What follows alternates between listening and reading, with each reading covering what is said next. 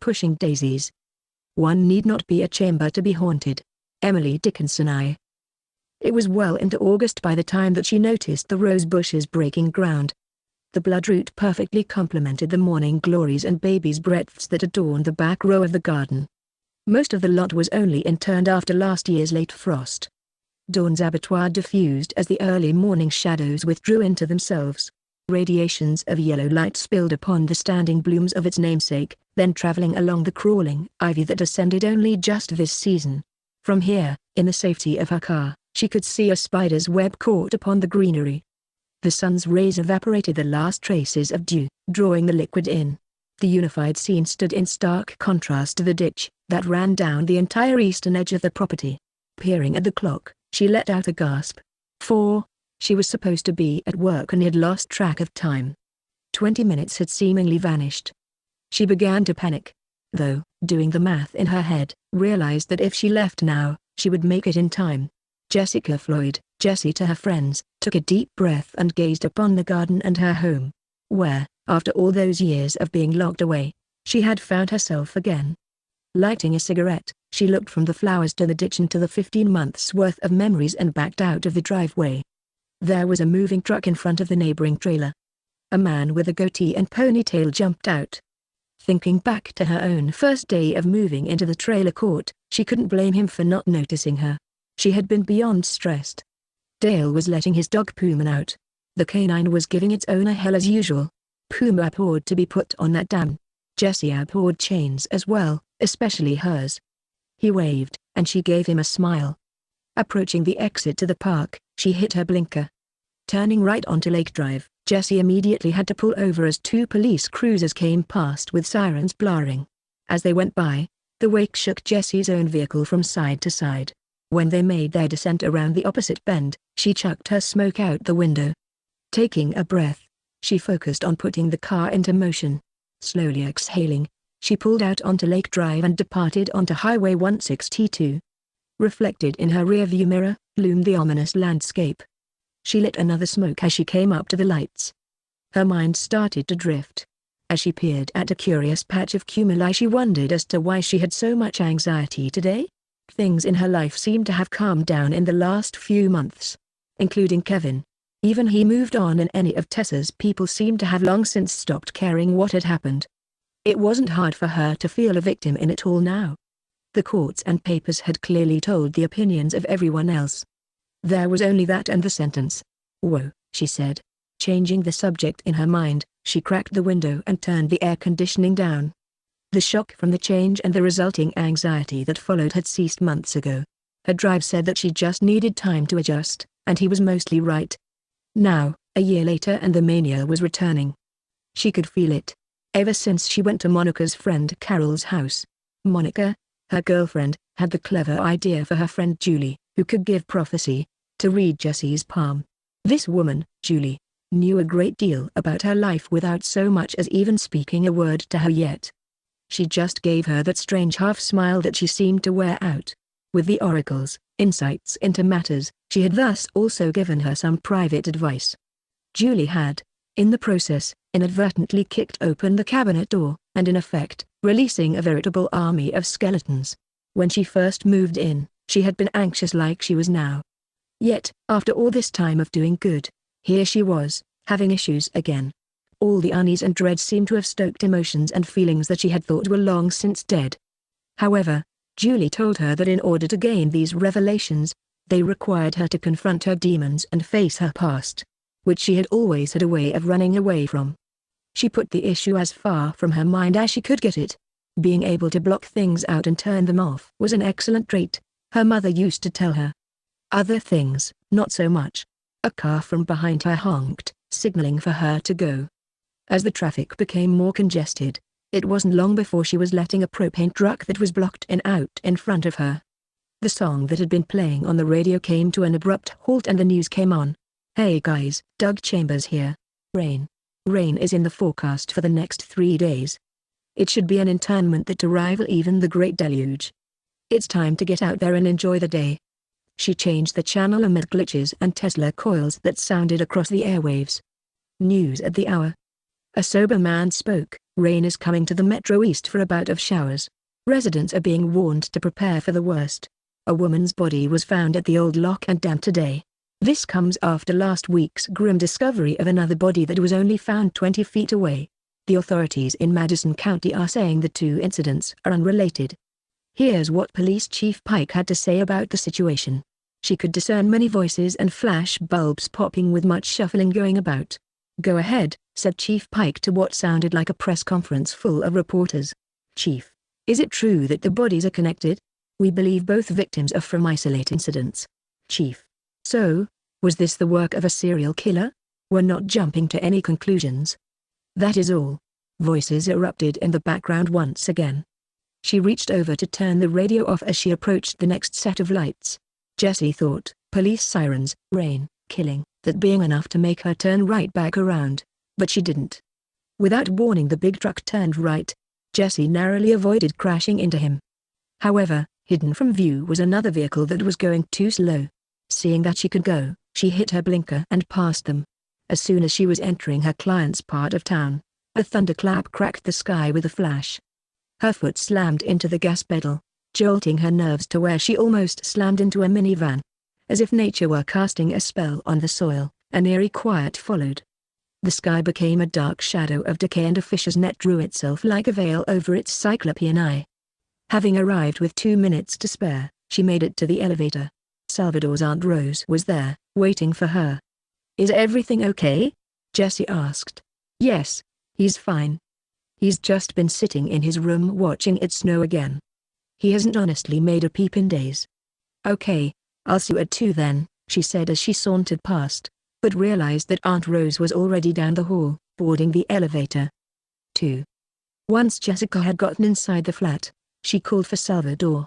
Not gaining a response, she headed towards his room. The white walls comforted her even though there was not a single picture or ornament on display. They reminded her of home. She knocked on his bedroom door as she opened it. Inside, the room itself reminded her of sterile cleaners and disinfectants. A white noise came from the television as the light illuminated Salvador's face. In the dark, it would appear as if it were snowing. A twin-size bed was in the left-hand corner. The window was on the far right, which had adorned bars. A chest of drawers was to the left of the threshold. Salvador's chair was in the middle of it all, like the sun with all its satellites being dragged along its perpetual cycle. Mathematical equations were in patches here and there along the walls. Aunt Rose told her they weren't real formulas or anything. Nevertheless, Jessie suspected Salvador was a lot cleverer than he led on. Backing out of the room, she closed her eyes and took in a breath. When the door clicked shut, she let it out, her heart racing. As she walked through the hall, she told herself to get a grip on things. Turning on the kitchen light, it buzzed into fluorescent life. This room had always given her the creeps. With its old-timey table and chairs and the reproduction of American Gothic that was over the window that had been boarded shut. First, she grabbed a can of pop. A fly landed on her nose, and she slapped at it. Looking behind herself, she turned and clandestinely opened the freezer. Well, it was still there at least, she thought. Several weeks ago, Jessie had, while getting some ice, chanced upon some square blocks of aluminum. Upon further investigation, she found it to be $250K. It was in all hundreds. 12 blocks with $10K in each, all wrapped in aluminum foil placed as far back as it would go. With that, she could start all over. For real this time. No chains. No questions and no more having to let anyone stick their nose in her business. She could go somewhere on the other side of the states. Maybe even take Monica with her. It was settled. If it was still here on Friday, she was going to take it.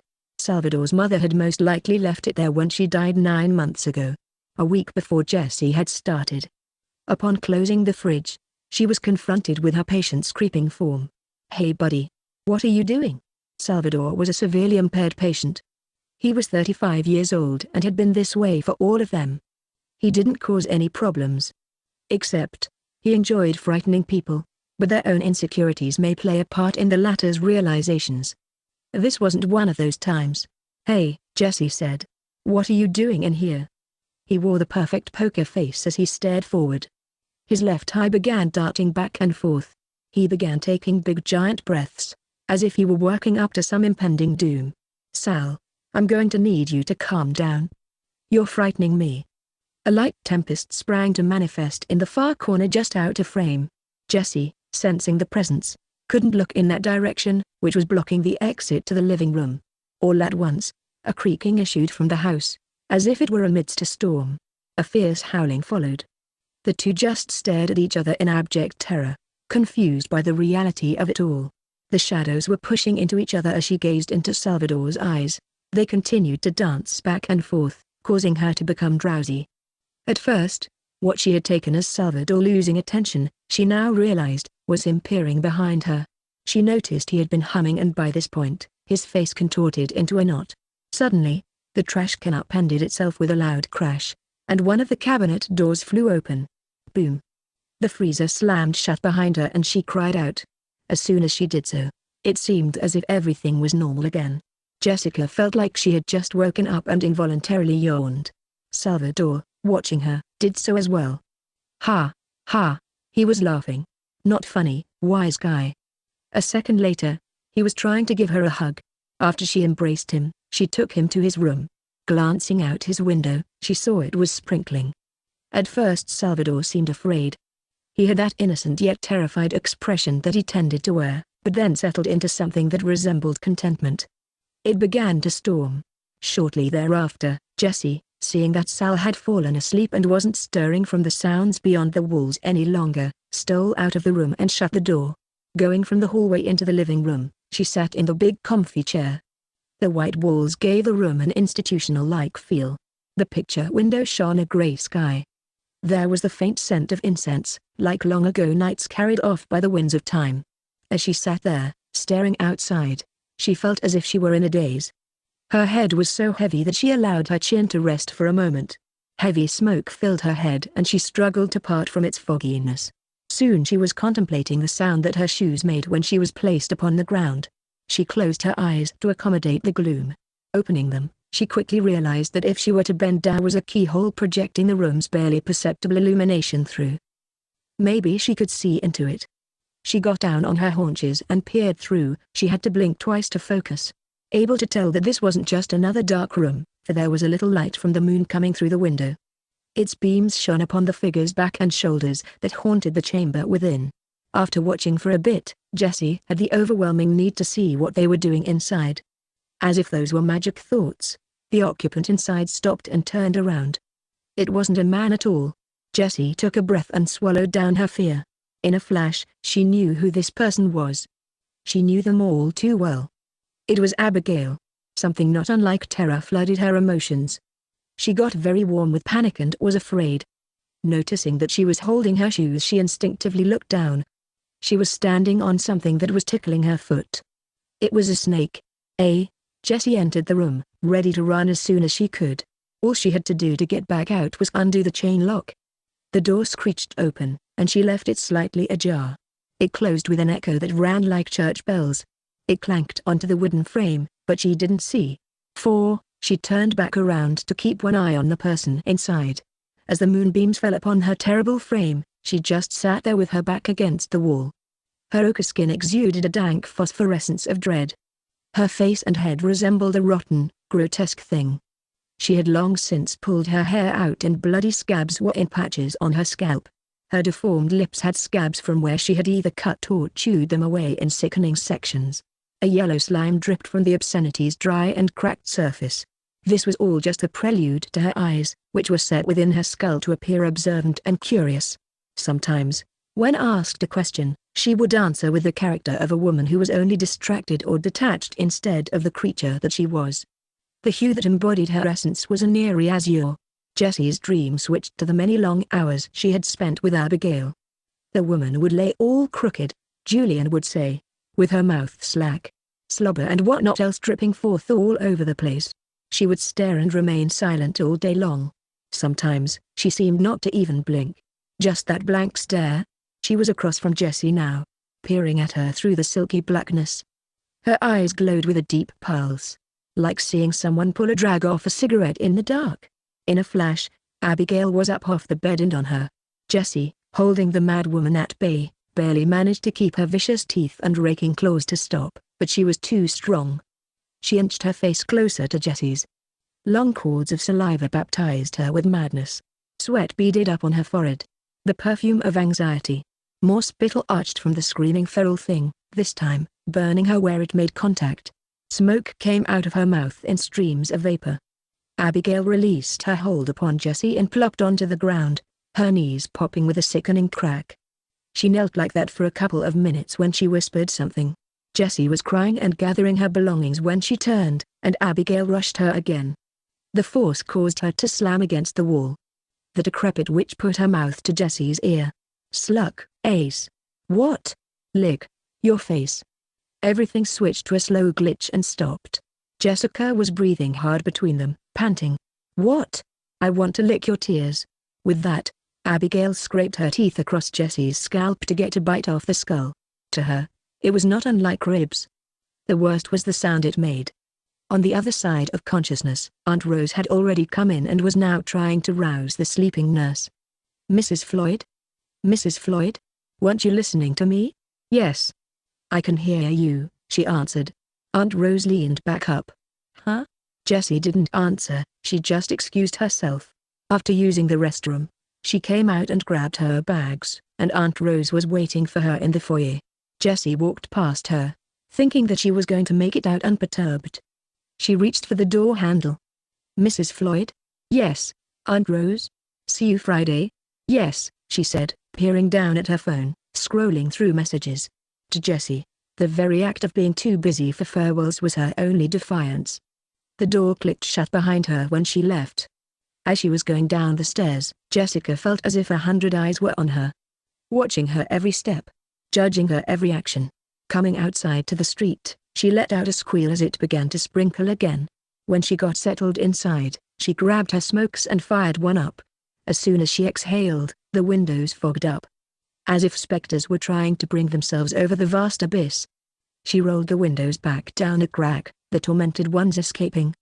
She checked through her messages. Her doctor's office tried to call 6 times? What was the national catastrophe? She wanted to know. As if on cue, her tel blazed into life with a long vibration and across her screen it read, "My doctor," repeatedly. Holy shit, someone else was calling in at the same time. It was Julian. Julian from work. She thought for a split second, which one would be the right thing to do? Inhibitions cast aside, she forwarded the drive. "Jessica Floyd, may I help you?" "Jessie, good. It's me Julian." "I know. What do you need? Could you do me a solid?" Her heart sank. "Oh no, man. Julian," she said, sounding clearly aggravated. "I get it, and I apologize." He became more serious. "If I, or anyone, would have known that Abigail was going to harm you," there was a pause. "I bet. The only reason I ask is, well, to tell you the truth." "Good, for once. Okay. I get it. I deserve that, but this woman has no one else, and I figured I would at least try." "Come on Julian. The guilt trip routine?" "Maybe," he said with just an ever-so hint of confidence that he may get yet after all. "She's up there all alone." "Julian? Yeah? I'll do it." "You will?" "Sure. Send me the info." "I can go now." "Jessie, oh, my God. I owe you big time." "You're damn right you do. But also, hey. Yeah? Is it true?" "Is what true?" "She's wherever, all alone?" "Yes." "Okay, send over the case file." "Jessica. I wish things could have been Beep, beep, beep. The line was dead. She had already let him go. 3. His fingers drummed across the table. 1, 2, 3, 4 pause. 1, 2, 3, 4 pause. As he judged the clock, that was so. What was it? A death sentence, he thought. Not today, not his at least. The configuration of some of his eyes gazed about. He sat there, in his reality, listening to Beethoven's Moonlight Sonata. He was to the ending notes of the track. Like so many of the Dreg's pestilence he had silenced, it unceremoniously ended. One of his many ears was telling him to listen. Plugging his earphones into the system, a disembodied whisper replaced the white noise. He was scrying within the monitor and the voices must be the phantoms that haunted the place, he mused. Several of his eyes were black and white. This one however, was in color. He saw movement as 2 women entered the bar. The taller of the two gestured that it was chilly. One had black hair and a pretty smile and the other had dishwater blonde hair and oval eyes, sauntered their way in. "How long are you going to be in town?" "Just until the family reunion is over." "That's nice." "For the summer, I will be with Huxley." "Well, I'll be glad to leave. It's been nice to see the old gang and all but." She lowered her voice as the bartender came out. It was a middle-aged man in overalls and no shirt beneath. He had a jovial attitude. The women ordered drinks and once they were served, he vanished into a back room. Both women were alone once again. As he watched, he licked his lips and peered closer when they picked up where they had left off. The blonde lowered her voice to a whisper. "Did you hear about the bodies they found?" Her friend's expression changed to one of exaggerated surprise. "Oh God, yes," she whispered even though they were alone. "Shit girl. They found them right down the road." "Yeah, at the Lock and Dam." "Do you know who they were?" "Well, no, but they have found two now." "No?" "Yes." "And how are they saying they did it?" "A chainsaw." "No, I didn't hear that part. I think they won't say who the girls were because they must tie in together somehow." "What do you mean, tie together?" "How so?" "Like, they worked together, or something. The cops or detectives, or whoever is doing the investigation don't want the public to find out the women were close because they don't want to appear incompetent or stupid for not figuring the whole mess out yet." "But if it is a killer, wouldn't they want to warn us? To protect us from going wherever and risking another victim's blood on their hands?" "You would think," she said. Her demeanor had changed as the bartender returned. "I think they don't want to seem like they have allowed this to happen and are still allowing it to happen. And hoping it doesn't get any worse because whatever they're doing isn't working." "Right." Boom. Boom. Someone was knocking on the watcher's door. He instinctively pulled his earphones out and stuck them in his pocket and answered the insistent call. "Dale. Hey man, what are you doing in there?" "Nothing much, just checking my messages." "What's up?" Dale stood there with his impressive bulk. The watcher moved out of the way to grant him access. He waddled into the room. "Where's the mop hat?" "I don't know. I've been gone." "Yeah, that's right. Sorry to hear about your old man, by the way. I appreciate it," he said as he watched Dale go from room to closet to the bathroom. Looking along the tables, Dale stood over the computer monitors, glaring down in confusion. "Well, damn. That's sure a nice setup you've got there. What all places do you camera, or monitor?" With a remote in his pocket, the watcher clicked off the video feed. "Just the exits in case someone steals anything worth anything one day." "You counting on that?" Dale asked suspiciously. "I'm staying prepared for that. So, anyway, how have you been, man?" Dale asked him, slapping his shoulder in a show of macho camaraderie. A second or two of silence and with no answer, Dale began again. "Ed, since your dad died, I don't know man. You just seem distant. Like you're not part of the team anymore. What's changed?" "I think you just answered your own question, Dale," Edwin said. "What's that supposed to mean?" "The way it sounds," he elongated each syllable. "I apologize if my dad dying has caused you or anyone else to think that I'm off the team. I haven't been around because of that money I got, after it happened," he said, peering to the ground. "Hey, calm down. And now, I wait hand and foot on my mother, whose husband of 40 years has just died. Hey Eddie, I didn't mean anything by it. It's just me and the boys have missed you lately." Edwin's attitude changed from one of agitation to that of calm and collected. "Right, well, it's not a big deal. None of the boys which Dale spoke of even tried to get a hold of him, ever. In fact, hanging out with them a couple of times was an awkward event and left him feeling strange about himself." "Hey, well, I'll see you around," Dale said as he wobbled out the door, not forgetting to retrieve his pride from where he left it waiting. Edwin watched Dale go down to the office the staff used. The sky was turning into evening and lights were coming on from the rooms and the sign out front glowed, contrasting perfectly with the fading light. The Chain of Rocks Hotel. It read in blue and crimson neons. How long had he been here now? He mused. His thoughts were broken as the next shift of workers were presently arriving. Clara and Monica. Claire was a statuesque sort with long bleached blonde hair and Monica was a South American, with a Valley Girl accent. To Ed, the former was obnoxious, and the latter was a little rough around the edges. After crossing the parking lot, they soon disappeared into the office. Later, just before he was about to leave, he became the watcher again. At first, it seemed like the same old stuff. One woman was all by herself pacing back and forth and was soon disappearing into the bathroom, just to return and begin the routine afresh. Here was a prostitute doing what she did best, and, in the domicile next to hers, was Claire, cleaning little and sitting on her phone the rest of the time. The video audibly clicked, and the scene changed to that of Monica with her pants down around her knees, taking a picture. She was lost in thought as she began checking the results.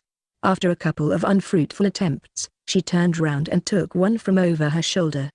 She got that one right the first time. Her phone rang in her hand, startling her. "Hey," she answered. There was a pause. "I'm glad you liked them. I didn't think you would reply so fast." Light giggling. Pause. "Yeah. I'm excited too." Pause. "Yep. Friday it is. I have Ashley and Claire covering for me." Pause. "It's okay if you leave early. I understand with work and everything, and that sounds perfect. If you get here at 7 latest, we can be together. And you said you could stay for how long?" Pause. "Home. And you have to go back by 8? Okay. Yeah, that works out fine." "No. She hasn't been asking questions. I would know." Pause. "Okay, I'll see you on Friday." Pause. "Oh, I'll just stay the rest of the night here by myself." Pause. "Bye," she smiled. Edwin blinked at the monitors with scorn. If only he could make a woman feel that way, then maybe he wouldn't have to put so many of them into the ground. For now, though, he could always dream. 4. Jessica almost leapt out of her skin as another thunderclap rocked the sky with an accompanying flash. "God damn it," she said. Giggling at herself for crying out. The girls back home would have never let her live that down. Damn, she mused. She hadn't thought about the girls in a long time. "Make a left in 20 feet, said her phone's navigation app. "Okay," she responded. "In 100 feet, your destination is on your right." As she approached the house, she took in the complete scene. Just now, the evening shrouded the sky with a dull gray. Jessica knew that Madison was a terrible city to be caught in after dark, so she carefully peered around just as one neighbor, several houses down, seemed to be throwing a party. Another was eyeing her as she passed. She didn't make eye contact with him. The house itself didn't fail to deliver a sense of foreboding and macabre anxiety that she had already been expecting. The structure was a modest 2-story aperture with a drive-in garage to the right and an elegant mailbox. Its facade, altogether, appeared to be the nicest house on the block. Even considering its undoubted age, the years hadn't dulled its spirit. Those spirits, like people, seemed to either replace a manor to its former splendor or let the structure fall into a state of disrepair. In either case, the dwelling seemed to reflect a former self. She was about to see if that was the case when the sky softly hummed with thunder. There were no cars in the driveway. The picket fence had long since turned from white to this rotten black. Bumps were oddly placed in the yard, and the knee-high grass and weeds made it hard to tell if it was a half-buried body or a pet's cemetery gone to ruin. When she got out, she hit the car alarm. It beeped back as another thunderclap popped into the sky. It sent scintillations dancing along the cloud's underbelly. 2 green finger bushes obscured the front door, appearing like broken skeleton hands, reaching up with an accusing finger to the sky. The gate to the sidewalk had to be lifted and set over to get past. It had ceased raining and the sky turned from gray into bruised tones. The front door was ajar, and she could hear footsteps running away from within as she approached the porch. She adjusted her bag, switching her keys and purse to her other arm. There was the powerful odor of perfume. Something familiar, yet she couldn't name it. Off to her right on the side of the porch, someone was standing in the shadows. "Hello?" Slowly approaching, she peered into the porch's depths. There appeared an elderly woman. She had a blank stare locked in confusion on her tired features. Her eyes were milked over, so it was hard for Jessie to discern her emotional state. She couldn't tell if she was addressing her, or someone else, just beyond. The woman's hair was white, and she wore a weathered nightgown. Her legs were a lattice of bruises, and even at this distance, Jessie caught a whiff of piss. Looking from her braised ankles and then back up to her face, she noted it had sprinkled again, just enough to add a stir of discomfort. Suddenly, the woman took a step forward. "Is someone there?" "I know you are, you bastard. Show yourself." At first her words came out as a rasp, but soon changed to something intelligible. Alarm replaced the black expression that she wore. "Hello," Jessica said from the shadows a few feet away. "Who is that? Who's there?" "My name's Jessica," she whispered. This place was giving her the creeps and she kind of wanted to decline Julian's offer and just go home. "Jessica?" the woman repeated back. Reflecting upon the words, she asked, "Jessica, who?" "Jessica Floyd. From Home Healthcare." "Wait a minute, you're from where?" she asked with genuine recognition. Cling, cling. Jessica turned around. A light fog had sprung about the property, and it seemed as if a veritable phantom had vanished, but when she turned the vaporous mist eddied and waned through the ether, signaling someone had passed by at speed. Boom. Boom. The front door opened and then slammed back shut. Jessica, with her back turned, didn't see but could feel footsteps running away and unmistakable children's laughter, but she didn't know which direction it had come from.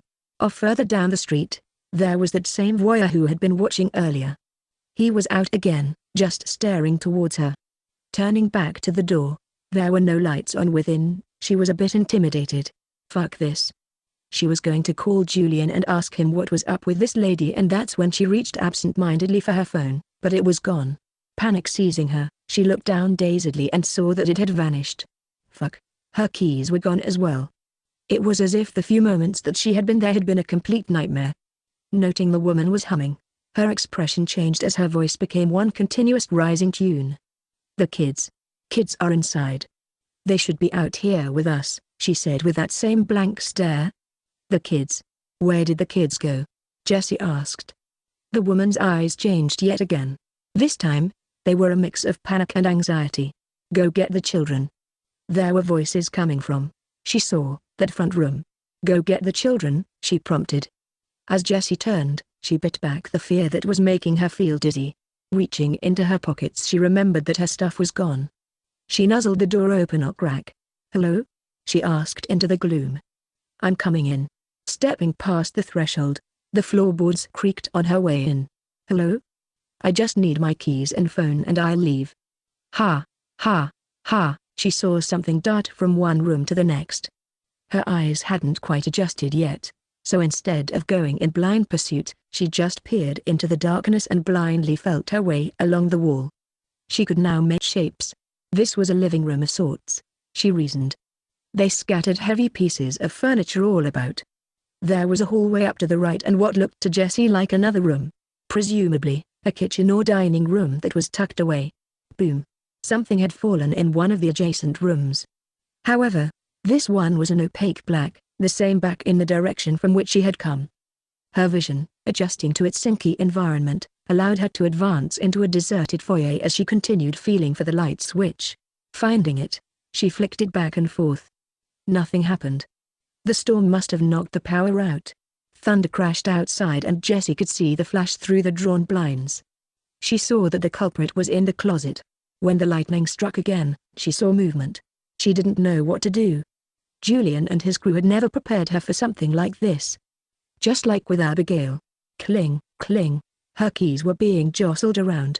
Gathering up her reserve, as soon as her keys clanged again, she reached through the open door and grabbed and yanked. The hiding thing in the closet went into a frenzy. Clothes, hangers, and Sunday best alike went flying. When she saw what it was, she pissed herself. For, it wasn't a person at all. It was the worst. It was horrid. A small sphere stole her attention. Though, Jessie's head swam. Her eyes rolled back in her head, she was mesmerized. The glow reflected off of her face, like snow. Slobber ran from her slack jaw and her neck spasmed. Presently, she was shaking her head and trying to collect herself. The spell was broken but nonetheless, complete. These thoughts coalesced within her mind as she backed out of the room and made her way back the way she had come. There was a movement as a child giggled. The sound bounced off the walls toward her. Turning to them, she realized that there was no one behind her. The door had clicked shut by the time that she ran over and yanked on it. It didn't budge. She was locked inside. Fuck, she screamed but then just leaned on the door. She was so tired. In a dry and raspy voice, someone from the other side of the bed was calling to her. When she considered the vision, the scene changed. The sky had cleared up. Summer, last year, was when she had gotten the job. They had her clean the room. It had taken her all day. She could taste a fountain of chemicals in the air. Julian was there, just now getting off the phone. "Hey there. I'm Julian, overseer of home healthcare." She just sat there, watching. He didn't know at the time if it was wonder or lust. He hoped for the latter.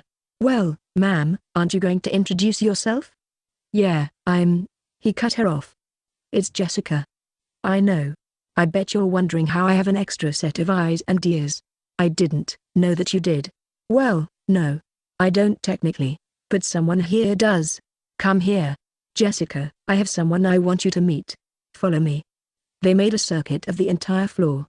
As they came around the corner, Julian disappeared into the room just in front of her. Jesse followed close behind, where his shadow had been when they made a right onto the wing. When she entered, it was darker than before, and this time she just stood at the foot of the bed. "Jessica, I want to introduce you to..." "Well, I'll let her do the honors." "Introduce yourself." The creature that lay on the bed next to him was a monstrosity. "I'm Abigail," she croaked. It was no sooner than she got the words out than black vomit came out of her mouth, and when she had finished, she spit what remained into his face. They both started laughing. Julian strolled over to Jessie and held up 2 fingers with the black venom on them and smeared it on her. She licked her lips. It was salty, like battery acid. She backed away towards the door. "Now you're one of us." Abigail, in the bed lying back with the covers up over her, said, "Now, when you go back," she took a mighty wheezing breath, "serve him," she said this time in a disembodied voice. "Him?" Jessie tried the door handle, and to her surprise, it turned. Tessa was standing there with a hole in her head. Touching the spot, not realizing what it was with a confused look on her face. Julian caught hold of her and screamed, "Murderer!" "Ah! Fuck you," she yelled back into his face. The old woman was gone when she got back outside. The children were nowhere to be seen. Jessica found her stuff on the front porch with her now drenched notebooks. She began to sob. The evening greeted her with a light drizzle, and it was dark out now. There was a woman watching as Jessie walked by, but in her haste, she didn't even notice. Soon she was speeding around the corner as smoke from the exhaust followed. The Village Inn, since the late 1980s, had on more than one occasion boasted upon the fact of having a 300-man standing room bar. That, coupled with having the only liquor kitchen around, and the establishment naturally came to host many events, which of course brought the regular varieties of dramas along with it. Josie and Dave were at it again. They were the couple that would seem all happiness and cheer until one of them would get a drop of liquor in their systems. About an hour prior, the loving couple could be seen holding hands while they passively sat at one of the smaller tables, listening to music. Now though, an hour in, and they picked each other apart over the most unimportant matters. Boom.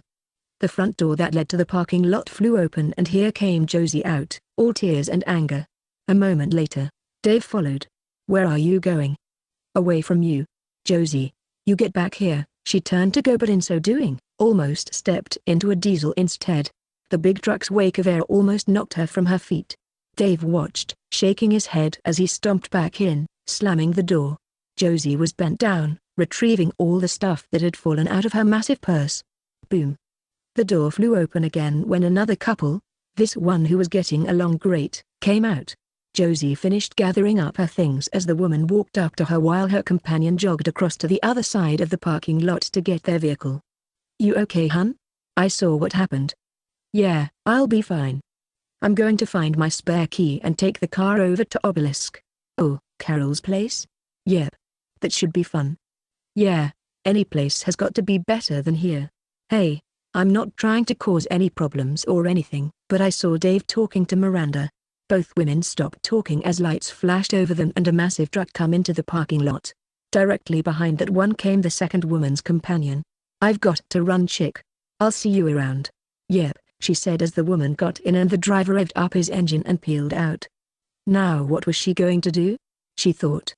Not able to find the extra set of keys, she had a thought of what she would rather be doing, which was to go inside and tell Miranda that she could have him, and his ring.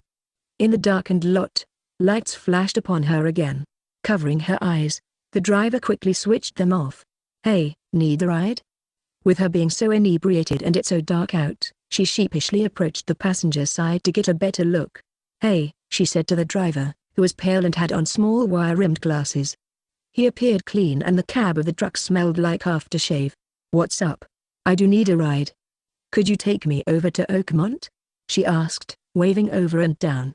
"I can pay you." Oh, that's unnecessary. I'll take your number. I mean, for later? Sure, she said. He reached over and opened the door. She jumped up into the cab. Finding that she couldn't close her door, he got out and stalked over to her side. Presently, the door to the bar opened. The driver, Edwin, noticed that someone had yelled his way.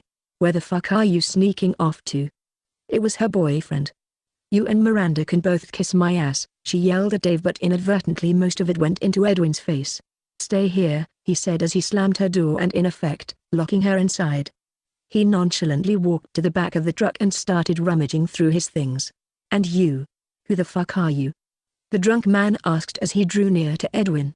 Strolling up about 5 feet away from him, he stopped. "Don't you ignore me, motherfucker. Turn around."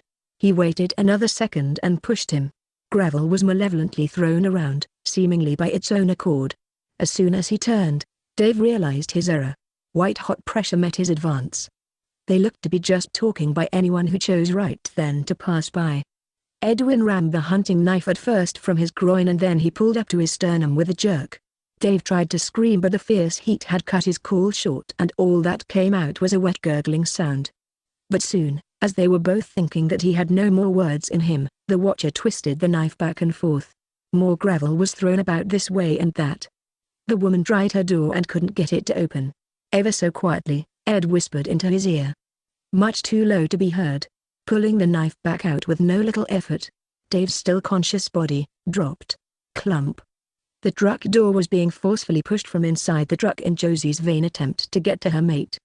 Edwin calmly went around to the other side, which was unlocked, and leaned in. "If you do what I say, I'll just take you and drop you off. If not, I got you." She began violently swinging at him. Leaning up and over, he punched her several times in the face. A moment later he got all the way in the driver's side and slammed his door shut. Looking into his mirror, Edwin saw Dave had crawled a few feet from where he had been. Now he was right behind the truck. He fired up the engine and backed up onto him. Clump, clump. Sitting there for long enough to change the radio station, he could hear Josie stir from her side of the cab. Edwin looked down at his worn knuckles and wondered why anyone would choose a gutting over deliverance. People, they never ceased to amaze him. He pulled out onto the main road and left a cloud of gravel and death behind. His taillights appeared as 2 demon eyes and the thickening fog swirled into a tempest. "Vi. Hey. Stop it. Jessica Marie. Jessie, wake up," Monica pleaded as she tried to calm her sleeping girlfriend. There was a split second before she began thrashing where she had opened her eyes. She peered up at Monica and then clamped them closed again at the realization of what had happened during her fitful sleep. "Hey, crazy girl. It's okay," Monica assured her. "You are dreaming. Hey, don't act shy on me." "It's okay," she wiped away her tears as she lay there on her side in the fetal position. Sobbing at first, and soon the fit had slowed down to a slow trickle of sadness. The tune of melancholy calmed. "What were you dreaming about, babe?" Jessica looked up at her. "Oh my God. It was the worst." "What was it, honey? What happened?" "Okay," she said with a dark and haunted look in her eyes. Her gaze locked at a point on the ceiling, eyes still swollen from sleep. Her plucked eyebrows and yesterday's eyeliner had worn off and now they were red and sore from rubbing them. She regarded Monica for a hard second, but soon again fixed her attention on that unknown point that seemed to be on the ceiling. It was so real. "I was outside of a bar. The Village Inn. I know where it is. And I was watching a guy in a truck. He's talking to a girl, and she gets in with him. He fights her boyfriend. Kills him, and then. Come on, babe. Spill it." He was chopping her up, with a chainsaw. "That's crazy because," Monica began. "There's a killer who," Jessica finished. After a brief silence Monica said, "has been killing girls like that." "I know. So, I was trying to stop him by pushing him down, but only succeeded in moving some dirt and rocks around. He noticed, but it didn't even faze him." "What happened next?" Monica was sitting cross-legged with Jessie lying in her lap, only wearing her bra and panties. Monica was dressed with one arm in the center of Jessie's chest, the other on her upper thigh, playfully squeezing her. "And then what? All of my clients, well patients, were there," she explained. "Abigail," she shuddered, giving her girlfriend another languid look of disgust. "Is that the one?" "Yeah. There was also Salvador, And Lucille. Damn. Oh yeah. Shit. And just as quickly as the midnight visions had come, they vanished from her waking mind. I can't remember now. What? Try to think really hard. Oh, you were talking to some guy and making plans for something or another. What? That's seriously crazy. Are you crazy? She asked light-heartedly. Crazy for you, she replied. Gently. She guided Monica by her hair to herself, and they kissed. Boom. Boom. Boom. Both women looked at each other surprised, and then at the same time recognition fell across both of their faces. A person, they said in unison. Do you want me to get it? Monica asked. No, I will. Coming, she yelled through the trailer. Sauntering over to the chest of drawers, she took off her bra and tossed it onto the bed next to Monica. In response, her almond-shaped eyes brightened at the sight of Jessica's breasts. They reminded her of teardrops. She threw on a t-shirt and put her hair into a ponytail and was at the door presently. Jessica, how are you? Said her current parole officer, Mr. Apperson. Monica put her head around the corner, and friend. Forgive us, Mr. Apperson. Come in. She moved aside, opening the door the rest of the way. The short man looked both ways upon entering, appearing to be more for show than precaution. A few moments later, Monica went into the other room to give them some privacy. Jessica was sitting on the couch putting her makeup on and he was in the chair next to the table. The room smelled like cactus and perfume. So, how's work been? Oh, it's been fine. I'm still down there with Julian. I thought you worked at home healthcare. He read from a sticky note. Mind if I? No, be my guest. Want one? When he didn't answer, she said, here, have one. No, I can't. Sure, you can, Apperson. No, you don't understand. My wife would skin you and me both. They both laughed. Well, she won't know. Nah, thanks. She sat them down. I thought you worked at home healthcare. I do. Julian's the boss. Apperson loosened his tie some. To him, Jessica's lips were plumper than his wife's. He could appreciate that. How about Kevin? Kevin? Yes. Has he tried to contact you? No. Why? Nothing. Apparently, he moved, but I can't share the details with you. How about any weird incidents? Like what? Oh, I don't know, suspicious-looking people? You're acting strange. What do you mean? Jessica asked half seriously. On the 12th, that will be 15 months that you've been out. She shook her head. What about Tessa? He asked without looking up from his notes.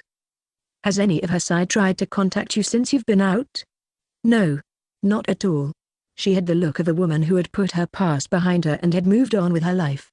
Now, it just seemed like she was waiting for everyone else to catch up. Would you hand me the ashtray? Sure. She caught him looking at the cleavage showing at the neck of her shirt. How about the incident? That's over and done with, she snapped. So, there has been no contact? None whatsoever. Okay, well, he dug around in a small bag he had with him and fishing out what he had been looking for, produced a small urine sample container that was sealed. Grabbing it, she excused herself. Looking over into the mirror that hung on the sidewall, Apperson saw Jessica's girlfriend Monica leering at him. She was awfully nosy, Apperson thought, but didn't comment on the fact. In the bathroom, Jessica's heart was beating fast. There was blood in her urine. Fuck, what was she going to do? Taking a deep breath, she went a little more. This time, the results were a lot less crimson. Coming out a moment later, Jessica reappeared. What are you guys doing? Just grabbing a smoke.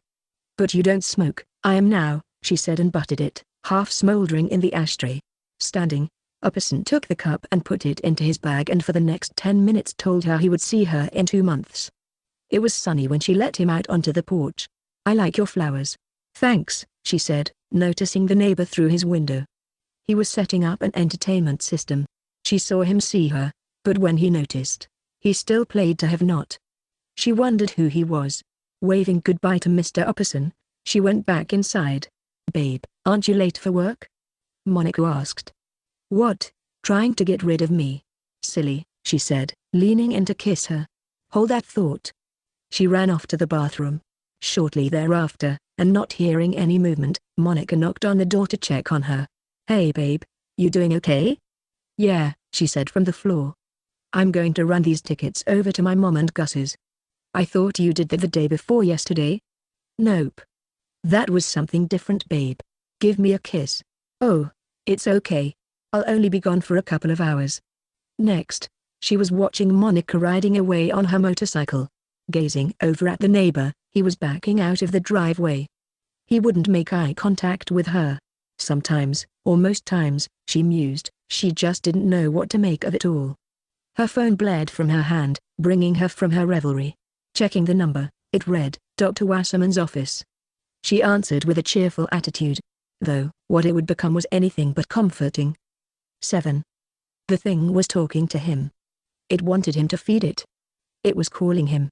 I crave. He was watching her now from an app on his phone. The screen displayed the young woman that had been abducted from the bar. He clicked off the feed and surveyed the area. The day was dry out, and with his mother having left for a few hours, there was no time like the present to let his weapon feed. It was in an obsessive need. It craved the sustenance of life. Feed me, it called. He pulled down his mask and double-checked that his earbuds were in. Edwin, in his other form, that of the seraphim, turned up Beethoven's masterpiece. The woman stirred as he peered into the small screen. Yes, it was time. As if on cue, the neighbor started his lawnmower. Edwin stepped out into the day. He wore a basic cloak that appeared like rags and a semi-expensive skeleton mask. He liked to think of himself as an angel, who was in the service of the emanations. A grim reaper, if you will. One of the lot that descended upon Egypt. He would also jest with himself, that the weapon had bound the souls of his victims within its frame. The veil had a way of consuming them through a primitive form of transmutation. He could then raise the material essence from each corpse, directing its power and to bend it to his will. He was a priest, he thought, jiggling at the fact, but that's where the zealotry ended. For, he doesn't know much about organized religion. Though, he would have fit in as a shaman in some Amazonian tribe just fine. Like any actuations of doomsday, one just needs to look around to behold the signs that the world is declining. Here he was, in the middle of the day, preparing for the Ika.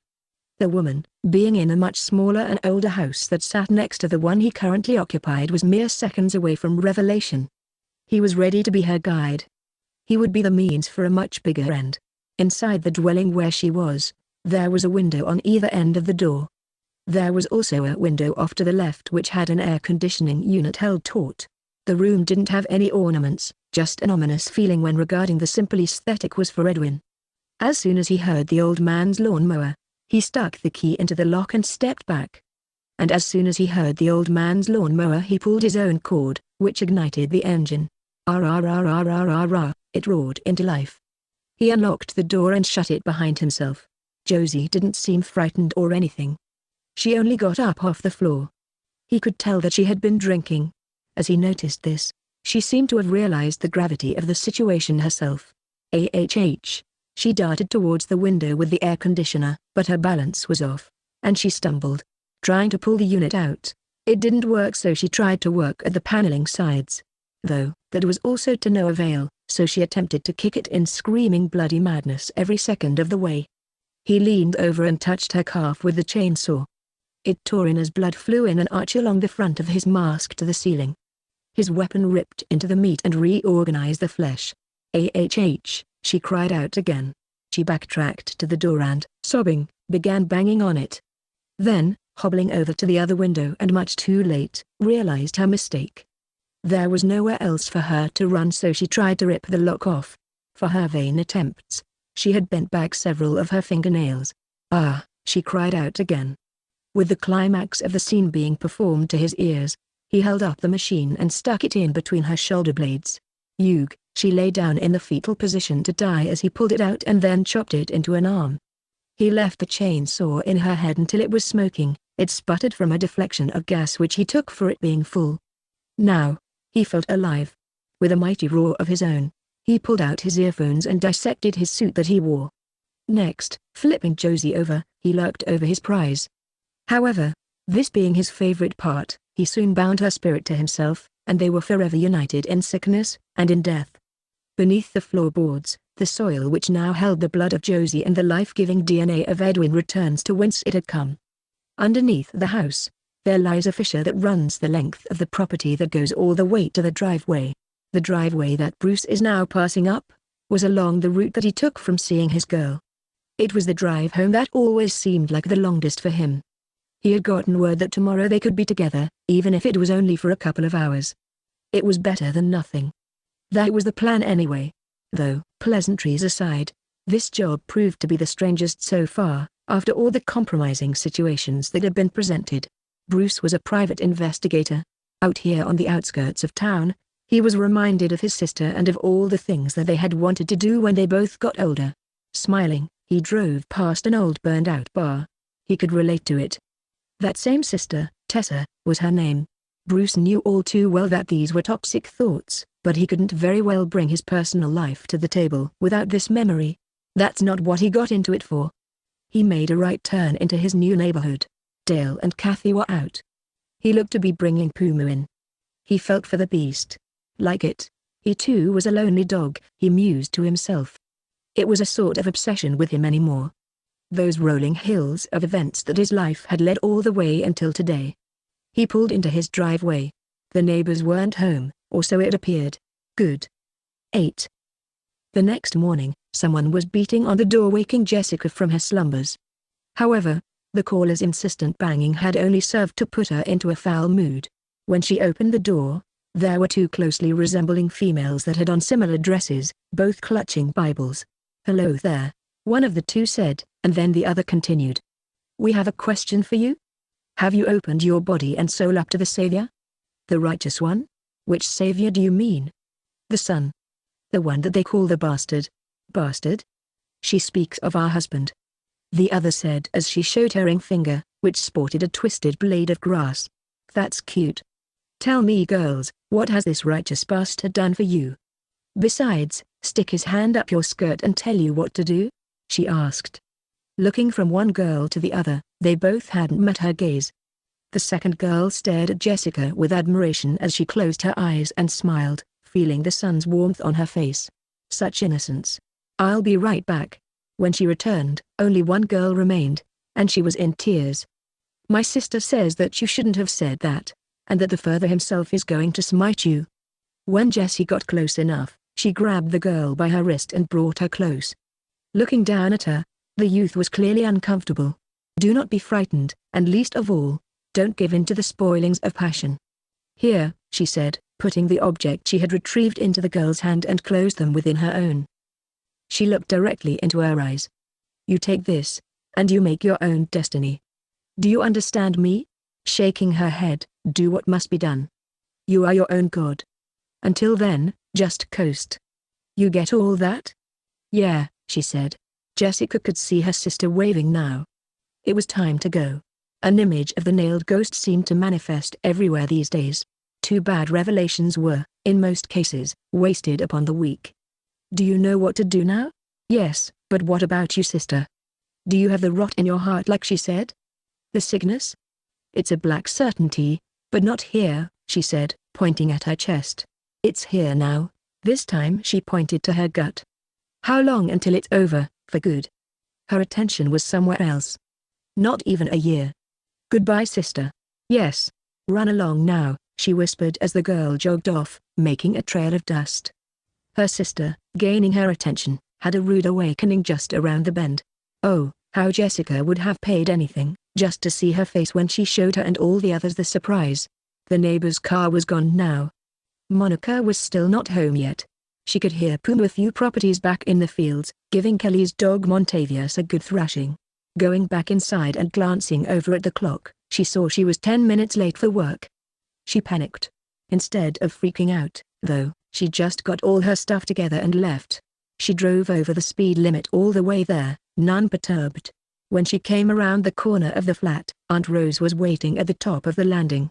She seemed beyond furious at her being late at this point. As soon as Jessie got up the steps, Aunt Rose told her that Salvador had been up all night doing that crazy thing he was always apt to do. As Jessie peered out the front window at the streets, she thought about Salvador and how he had spent the morning with his numbers again. Without a second thought, she headed off to check on him. Once she got to his room, Aunt Rose had not prepared her for what her patient had done. Salvador had covered all but one wall with formulas. They were beautiful. She stood there marveling at the intricacy and fine detail of the equations. When he noticed her standing there, he sank back into his thoughts, watching it snow. However, he seemed troubled. "What is it, Sal?" she asked him. He had begun to hum that strange tune. "I wanted to talk to you," she said as she sat down on the arm of his big chair. He was staring directly ahead at the unblemished wall. "If I don't see you for a few days, I'll be back as soon as I can," she said as tears welled up in her eyes. Then, as if aware of some forgotten detail, a look of recognition crossed his face, but morphed into an expression of distress. "What is it? What are you looking at?" Gazing in the direction that he was, there was the enormous wall before them. To Jessie, it was wholly unmiraculous.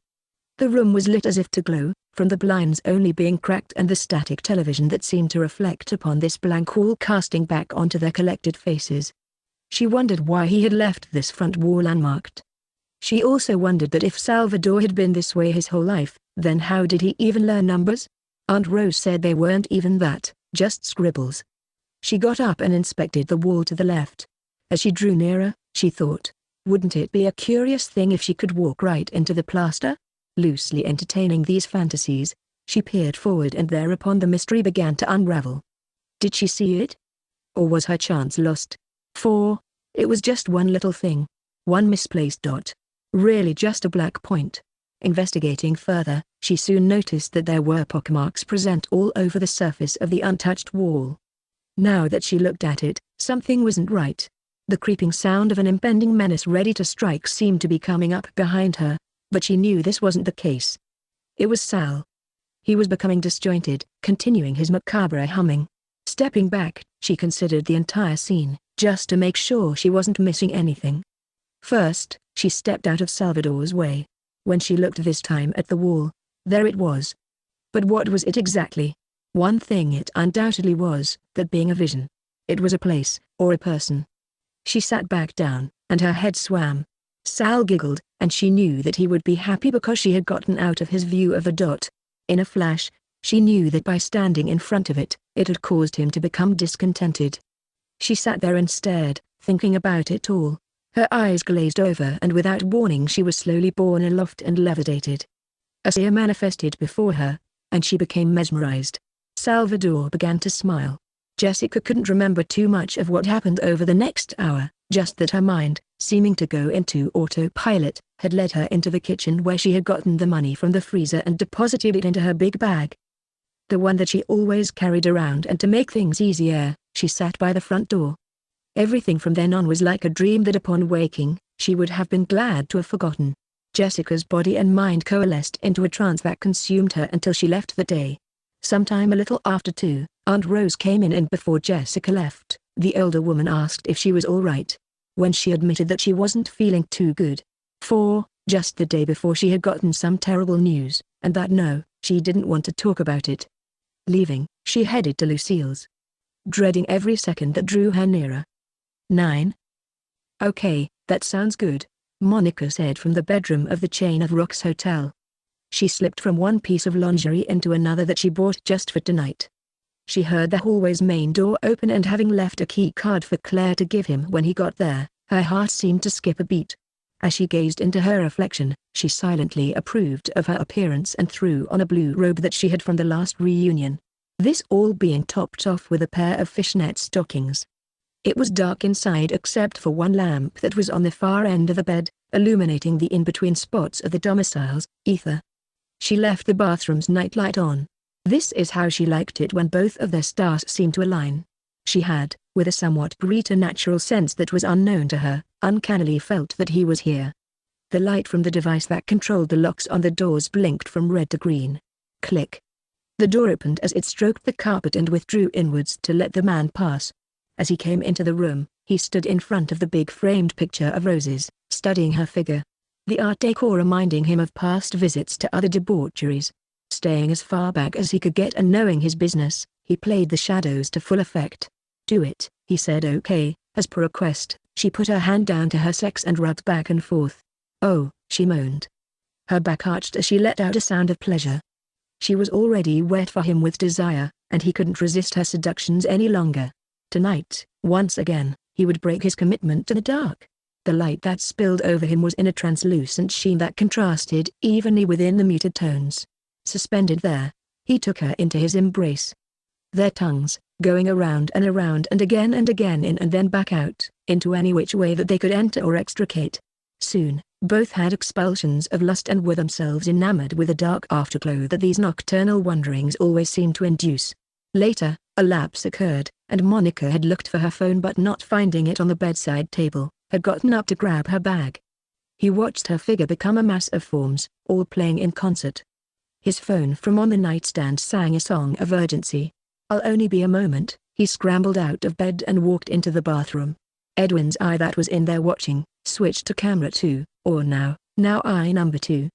Its lens came to life right above the medicine cabinet mirror.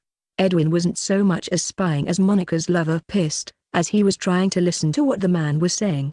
This was when Monica went over to his jacket to do some snooping of her own. There was a handgun with a silencer tucked away in an inner pocket. Edwin looked at the other camera feed. The man was whispering. It was hard for Edwin to make out what was being said. Something about, soon, and end. It will soon end? Or, send? Going back to Monica, she was now lying back on the bed. Edwin, listening to their words of love that they said to each other, and he figured that this type of banter was beyond him. He liked to communicate when he knew he wouldn't be rejected. Or until the ball was in his court, he wouldn't make a move, so to speak. He would, in about 15 minutes, put his plan into effect. Over the course of the last couple of days though, he had tipped the scales in his direction. Since the room that he now occupied was out of service on the far side, he would have to go down into room 72 and then he, with the key to the connecting middle doors, could then go into 17. Monica was in room 15. He had that lock connected to an app on his phone. Even now, he was preparing and getting into character. For Edwin, there was no questioning his choice. This dressing up and taking on the persona of another, better him. He knew that his unrestrained purpose of dark work was his and his alone. If that is the case, then what was to be so different about tonight of all nights? Tonight, he was to pull the veil from his eyes, so that at the moment it was to turn dusk, the Reaper would strike. Later, Monica's male companion, having finished with his clandestine phone call, had before told her he would leave by 8 o'clock. However, when 8 o'clock rolled round, and it was getting closer to 9, Edwin stalked back to his room to close his eyes and scream in frustration. For, the private investigator's plan had changed. He was staying the night. When he had gotten back, he went into the supplely room and checked his messages. Having adopted the image of the Reaper, or Seraphim now only needed to feed. Knock, knock, knock, someone was rapping on the door. "Go away, I don't want any." Edwin yelled. "Knock, knock, knock. Go away. I'm busy." Knock, knock, knock. "Okay motherfucker," he thought. "I told you." Not waiting to carry on any further, Edwin opened the door to a woman who looked to be 1,000 years old. "What are you doing in there, boy?" the crone asked as she peered past him into the room. Edwin just regarded her. The question of, why was she checking to see if he was alone? In most cases, he would have had more patience with the woman, but not tonight. "Get the fuck out of here, you bitch, before I, he stuttered. "What boy? You're not going to do shit." Looking at him directly in the face, and as if in slow motion, she slapped him with her open palm. Pop. Stunned, he just looked at her in disbelief. "Do you still have your teeth, bitch?" "Shut up, you fuck," she said, cutting him off. Anyway, you got any jumper? Who sent you?" Silence. "Ma'am, please tell me who sent you?" "Why the fuck would I tell you?" It was quiet for a moment. Edwin weighed his options. A few doors down, a couple came out and went the other way. "Come in." "How rude of me," he invited. "Sure." She pulled the door closed behind herself. In a millisecond, Edwin had crossed the distance to the old woman, and now that they were alone, he pushed her up against the wall. She tried to act like the sudden jolt didn't affect her, but her eyes betrayed her. Looking into her face, he swung her like she was a rag doll. "Who sent you?" he asked again through gritted teeth. With eyes wide and his lips up to hers, he kissed her. When he looked away, he saw her as she had appeared in her youth. Lovely. He slipped back into the Seraphim and looked into her eyes. "I can see the death in you." Same wide, sharp eyes switched to alarm as she saw his massive wings unfurl. I'm going to beat you to death now," followed by something untranslatable. All the while, he wore that strange mask with its corresponding expression of hate. He grabbed her by her hair and yanked her head backwards into the wall. She had put little to no effort into resisting. Plunk. A sickening crack from her skull shattered her reality, and then he stomped the life out of her. Then, less than 15 minutes later, and the violation complete, he had crammed her body into a storage container and had it next to the front door, ready to be hauled away. After changing clothes, he grabbed his keys. Knock, knock. Who would have guessed that right then Dale would have stopped by? "Dale," he said as he answered the door. "Eddie. Do me a favor," Edwin asked as he nodded towards the large container with handles. Dale, grabbing his side of the burden, took in a deep breath and lifted.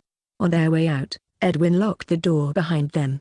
Grunting with no little effort, they got halfway over to his truck, and after taking a single breath, they carried it the rest of the way. Dale had been trying to speak this whole time but couldn't catch his breath to do so. Reaching the truck, Edwin had already jumped up into the back of the cab and pulled the bin up and then scooted it behind a roll of discarded plastic wrap. The display showed Edwin how in fact, out of shape Dale was. So, he ran around to the front of the cab and retrieved something and came back. He handed Dale a $20 bill. "Here you go," he said. The other man took it and smiled. Edwin turned to get into the truck. "Hey, Dale," having caught his breath and could speak now, asked. "Yes, what's up? Do you have any jumper cables?" No. Why? "Do you need a lift home?" he asked, glancing toward the office and then to the road leading into the motel. It was all clear. "Nah, Kathy needs them. She's over on the other side, asking around." "Who's Kathy?" "My wife," he said, giggling. "Mean old broad she is, will pick a fight with anybody, and if you ever saw her, you would swear that she was my grandmother." Edwin looked serious and raised an eyebrow. "There's nothing wrong with that, my friend. Love is a hard thing to find." Then, looking down at the money in Dale's hand, he flicked it with thumb and forefinger. "And by your gal, what did you say her name was?" "Kathy." "Get Kathy a drink." "Okay, I will." "All right mate, I'll give you and the boys a call this week and see what you're up to," he said. "All right man," Dale said as Edwin got into the truck and slammed the door shut. Watching as the caretaker fired the beast up and drove away at speed into the night. Up in the cab, Edwin slid his earphones under the seat. He decided he would put the work off until tomorrow. He drove faster and faster. Going down a back street, he cursed that damn private investigator for changing his plans, and instead of leaving Monica alone, he was there, for the night with his secrets. All he wanted to do was show his true face to the world to sate the weapon. Now, more than ever, the older woman had sparked something within him that had been festering. He was alive with the darkness and passions that were blazing around the reality that he was a part of and that soon was caught upon the glitches and pops that went in and out of existence.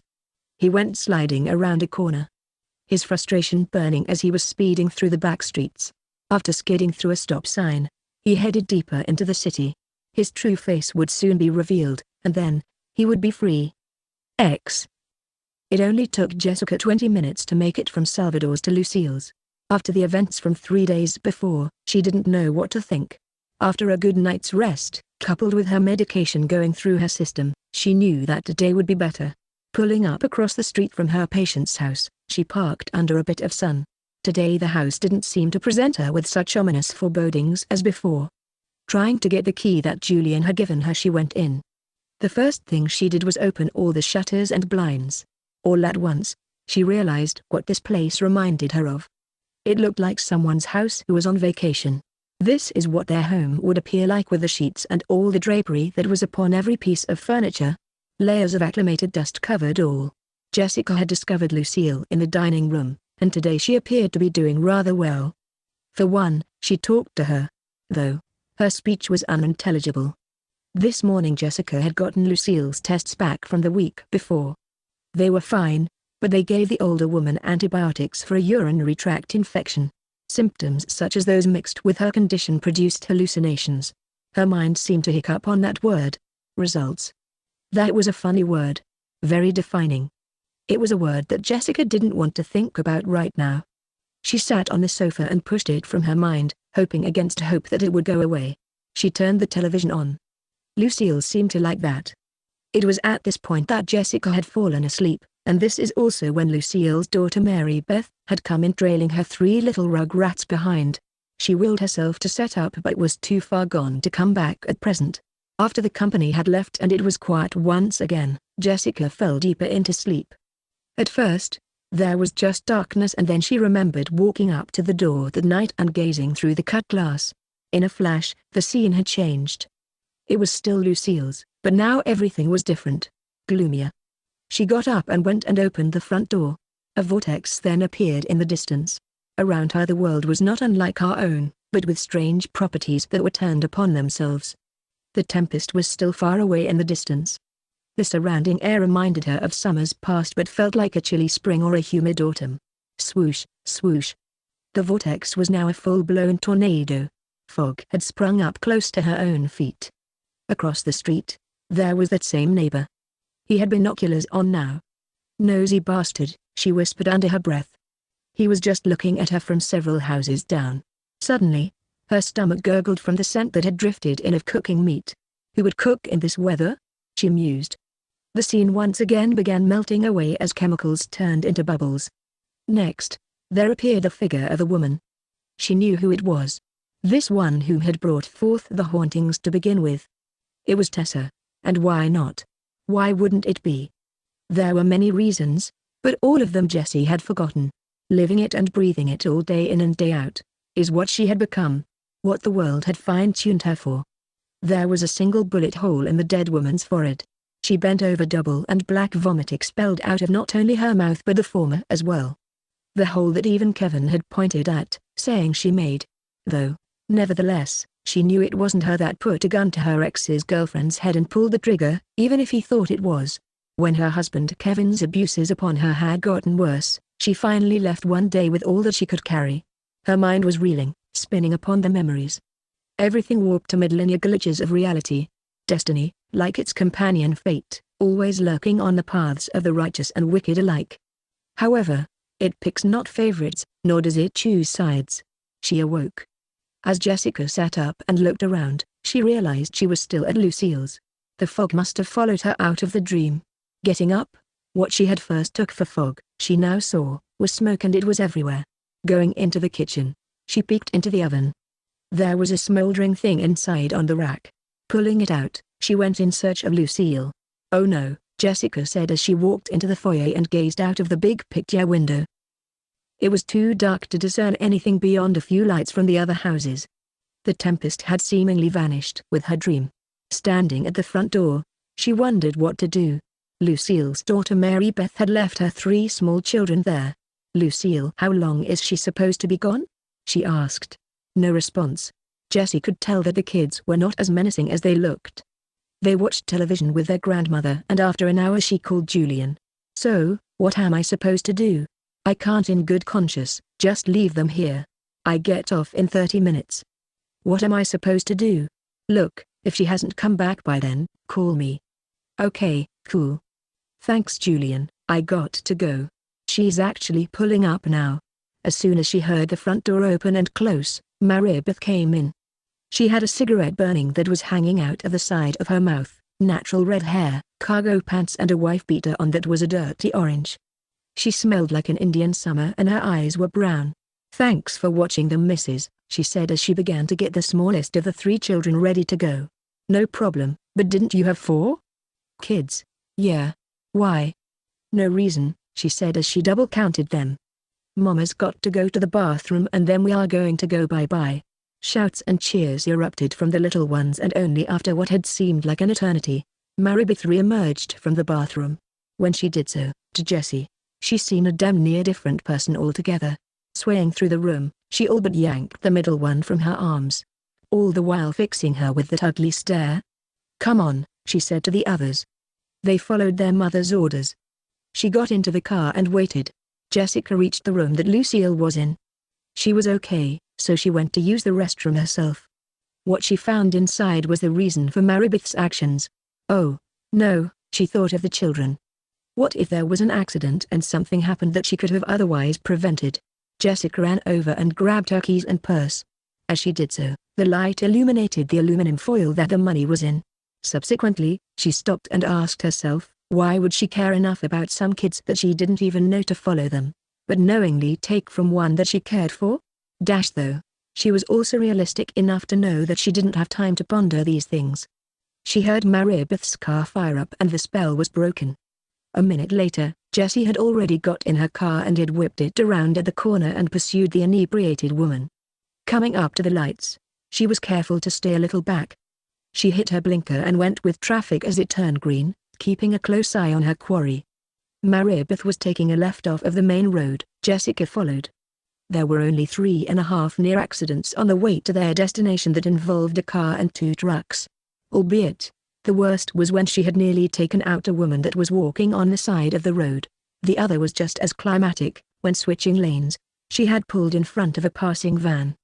Now, slowing a little, she was going through the lights and appeared to be looking closely for a particular house. Finding no one there, she sped off. Following this interlude, Maribeth made a sudden left into a subdivision, but no sooner and Jessie was seeing the glowing brakes as she pulled over and eventually parked. Pulling over, she turned off her own lights. At that point, Maribeth looked right at her. Jessica thought she had been found out, but the other woman didn't recognize her. The children's mother got out of the car and fled inside without them. She could see silhouettes in the darkness. Trying to count them, she soon gave up. That was when the first truck went by. Its form, crashing through the air that surrounded Maribeth's parked automobile that currently harbored Lucille's grandchildren, rocking it from side to side.